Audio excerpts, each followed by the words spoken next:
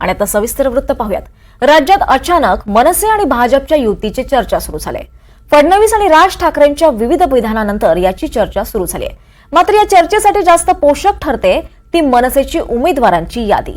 या यादीत दडलंय काय आणि मनसे भाजपचं नक्की ठरलंय काय, पाहूयात एक रिपोर्ट। मनसे आणि भाजपचं ठरलंय काय? राज ठाकरे आणि भाजपचं काही सेटिंग आहे का? असे सगळे प्रश्न उपस्थित होण्याचं कारण म्हणजे भाजप मनसेच्या उमेदवारांच्या यादीमधली आकडेवारी। मनसेचं भाजपसोबत मुंबई ठाण्याच्या 9 जागांवर सेटिंग असल्याचं बोललं जात आहे।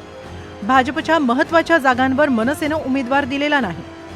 मुंबई ठाण्यात 9 महत्त्वाच्या जागांवर मनसेचे उमेदवार नाही। भाजपसाठी महत्त्वाच्या असलेल्या जागांचा यात समावेश आहे। शिंदेगडाच्या 5 महत्त्वाच्या जागांवर मनसेनं उमेदवार दिलेत। मुंबईतल्या 36 पैकी 26 जागांवर मनसेचे उमेदवार आहेत। मुंबईत भाजप विरोधात 12, शिंदे गटाविरोधात 11 उमेदवार मनसेनं दिले। माहीम शिवडीमध्ये भाजपचा मनसेला उघड पाठिंबा आहे, तर मनसेकडून भाजपला हिंगणा, नागपूर दक्षिणमध्ये पाठिंबा देण्यात आलाय। शिंदेंच्या ठाण्यात 18 पैकी 15 जागांवर मनसेचे उमेदवार आहेत। डोंबिवलीत भाजपच्या रवींद्र चव्हाणांविरोधात मनसेनं उमेदवार दिलेला नाही। कल्याण पूर्वमध्ये भाजपच्या सुलभा गायकवाडांविरोधातही उमेदवार दिलेला नाही। मुंबईत 7 ठिकाणी आणि ठाण्यात 2 ठिकाणी समझोत्याची चर्चा आहे। शिंदे गटात जाऊन निवडणूक लढवणाऱ्या मुरजी पटेल, शायना एनसी यांच्या विरोधातही मनसेचा उमेदवार नाही।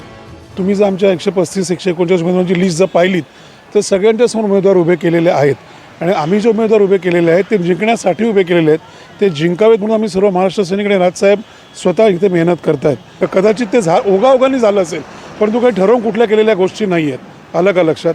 आम्ही नेहमीप्रमाणे स्वतंत्रपणेच एकला चालूच्या भूमिकेमध्ये आहोत आणि तीच भूमिका आम्ही कायम ठेवलेली आहे। सगळ्यांसमोर आहेत ना। मी आपल्याला यादी पाठवतो, आपण यादी चेक करा।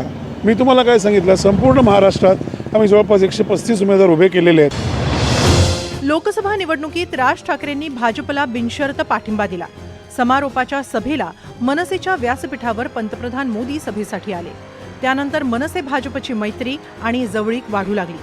आणखी महत्त्वाचं म्हणजे महायुतीची सत्ता येईल आणि भाजपचा मुख्यमंत्री होईल, तसंच भाजपच्या साथीनं आम्ही सत्तेत बसू, मी चिन्ह ढापलेलं नाही, अशी 3 विधानं राज ठाकरेंनी केली होती।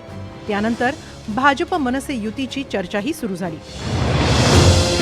एकीकडे राज ठाकरेंनी लोकसभा निवडणुकीत मोदींना ज्या शिवाजी पार्कमधल्या सभेत बिनशर्त पाठिंबा दिला होता, त्याच शिवाजी पार्कात उद्या पंतप्रधान मोदी महायुतीच्या उमेदवारांसाठी सभा घेणार आहेत। म्हणजेच अमित ठाकरेंच्या विरोधातल्या उमेदवारासाठी प्रचार करणार आहेत। Bureau report, NDTV Marathi, Mumbai.